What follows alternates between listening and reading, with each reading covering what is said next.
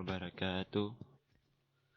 Saya di sini mempresentasikan hasil kerja PPT saya yang berjudul Representasi dan Alur Pemrosesan Data pada Komputer.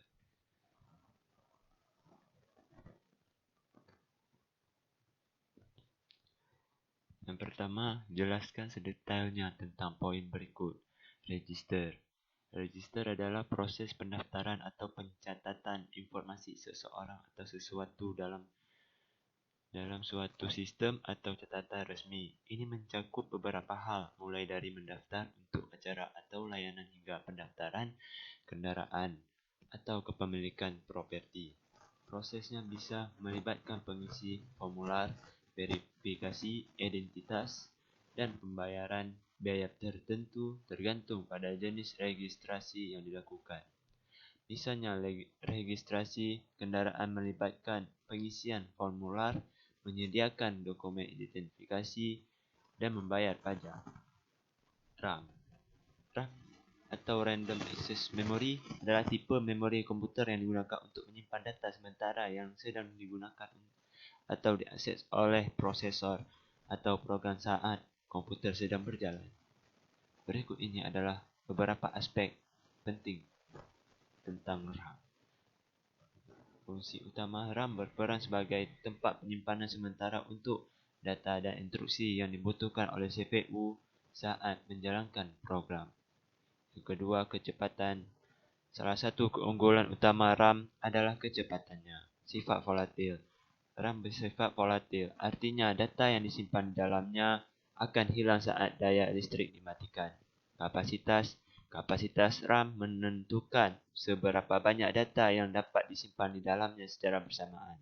Tipe RAM, ada beberapa jenis RAM yang umum digunakan, termasuk DDR atau Double Dead Red, DDR2, DDR3, DDR4, dan DDR5.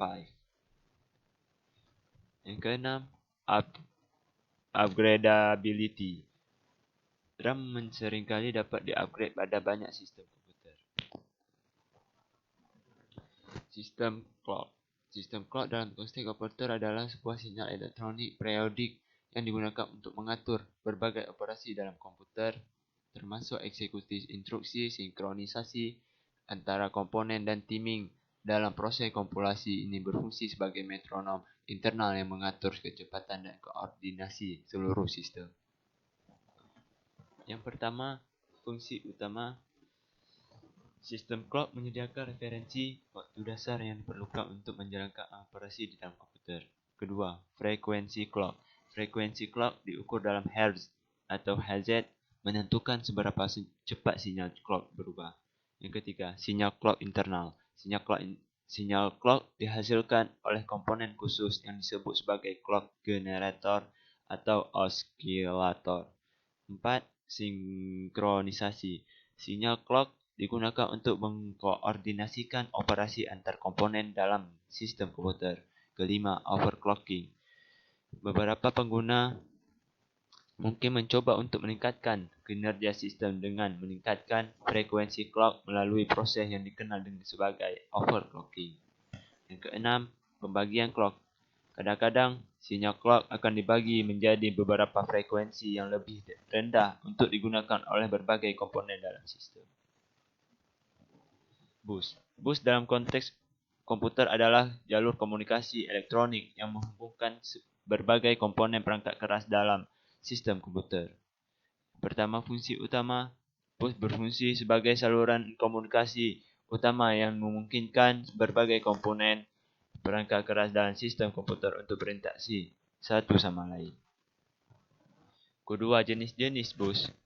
Jenis bus data atau data bus digunakan untuk mentransfer antara CPU, memori, dan perangkat I/O. Bus address digunakan untuk mengidentifikasi alamat lokasi memori atau perangkat I/O yang ingin diakses oleh CPU.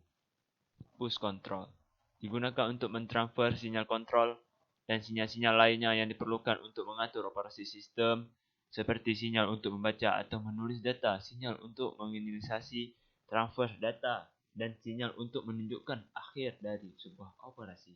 Ketiga, karakteristik bus, iaitu kecepatan. Kecepatan bus adalah salah satu faktor penting untuk mempengaruhi kinerja sistem. Lebar bus mengacu pada jumlah bit data atau alamat yang dapat ditransfer dalam satu siklus clock. Tingkat paralelisme. Beberapa bus mungkin menggunakan teknik paralelisme untuk meningkatkan throughput data dengan mentransfer beberapa bit data secara bersamaan dalam satu siklus clock. Struktur bus. Bus sistem. Ini adalah bus utama dalam sistem komputer yang menghubungkan CPU dengan memori utama dan beberapa perangkat I/O utama. Bus antar perangkat. Bus yang menghubungkan CPU dengan perangkat I/O seperti kartu grafis, kartu suara, dan kartu jaringan. Bus lokal. Bus yang menghubungkan CPU dengan komponen-komponen di dalam chipset motherboard seperti memory chips dan controller. Bus 5. Arbitrase. Pada sistem yang memiliki lebih dari satu perangkat yang dapat mengakses bus pada waktu yang sama, diperlukan mekanisme arbitrase untuk menentukan urutan akses.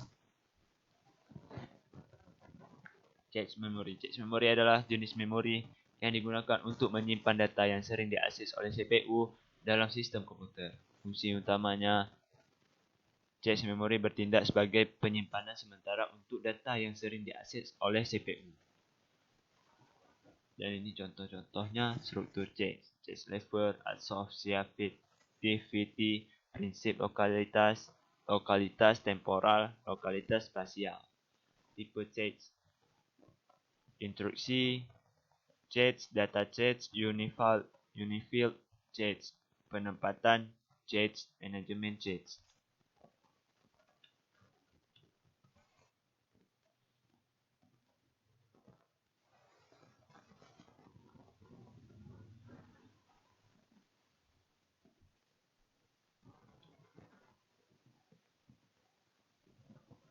Kedua, jelaskan apa yang dimaksud dengan data non-standar. Yang pertama, enumerate. Data non-standar enumerate merujuk pada jenis data yang tidak memiliki struktur atau referensi standar, tetapi memiliki nilai-nilai yang dapat diidentifikasi atau diurutkan. Divisi nilainya, data non-standar enumerate terdiri dari kumpulan nilai-nilai yang telah didefinisikan secara eksplisit. Tidak terbatas pada tipe data standar. Data non-standar enumerate tidak terbatas pada tipe data standar seperti integer, float, atau string. Contoh, misalnya dalam aplikasi manajemen proyek, kita mungkin memiliki jenis data non-standar. Enumerate untuk status tugas seperti belum mulai, dalam proses, dan selesai. Penggunaan dalam pemrograman.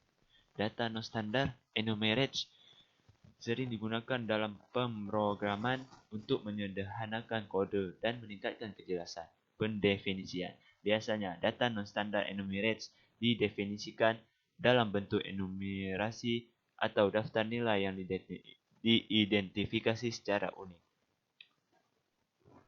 2. Subrange. Data non-standar subrange merujuk pada jenis data yang tidak termasuk dalam tipe data standar yang disediakan oleh bahasa pemrograman, namun memiliki rentang nilai yang terbatas atau terdefinisi secara khusus. Rentang nilai yang terbatas. Data non-standar subrange memiliki rentang nilai yang terbatas yang didefinisikan sebagai subkumpulan atau bagian dari rentang nilai yang ada dalam tipe data standar tertentu. Tidak termasuk dalam tipe data standar, yaitu adalah meskipun rentang nilai tersebut mungkin sesuai dengan tipe data standar tertentu seperti integer atau float, data non-standar subrange tidak secara langsung termasuk dalam definisi seperti tipe data standar tersebut. Contoh, dalam konteks aplikasi keuangan, kita mungkin memiliki tipe data non-standar subrange yang mewakili rentang nilai-nilai kurs mata uang tertentu terhadap mata uang lainnya. Penggunaan dalam pemrograman. Dalam non-standar subrange sering digunakan dalam pemrograman untuk mengelola kategori atau jenis data tertentu yang memiliki rentang nilai yang terbatas dan spesifik. Pendefinisian. Pendefinisian data non-standar subrange biasanya melibatkan penentuan batas bawah dan batas atas dari rentang nilai yang diizinkan, serta aturan atau kriteria lain yang mungkin diperlukan. Sekian. Terima kasih. Assalamualaikum warahmatullahi wabarakatuh.